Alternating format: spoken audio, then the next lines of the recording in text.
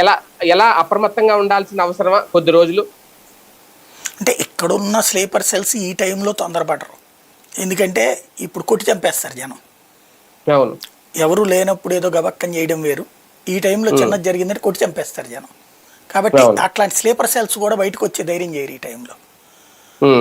పాకిస్తాన్ కూడా వాళ్ళని వాడాలనుకోదు. ఎందుకంటే వాడాలి అనుకుంటే గనక ఇప్పుడు కమ్యూనికేట్ చేయడం కూడా కష్టం. మేబీ క్రిందసారి ఏం చేసింది, మన సైన్యం మీద స్థావరం మీదకి వచ్చింది, పఠాన్కోట్ మీదకి డైరెక్ట్గా. అక్కడ ఏం చేయలేక ఆ పక్కన ఉన్న పార్కులో 2 బాంబులు వేసేసి వెనక్కి వెళ్ళిపోయి మేము భారత్లో బాంబులు వేసి వచ్చామని చెప్పింది.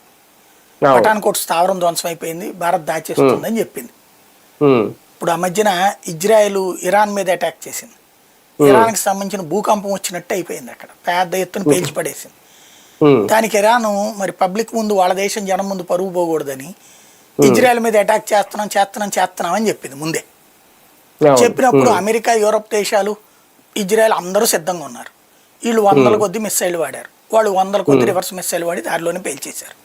1-2 చోట్ల చిన్నది పడింది, అదో మేము గెలిచేసాము అని చెప్పేసి యుద్ధంతో ఆగిపోయింది అక్కడితో.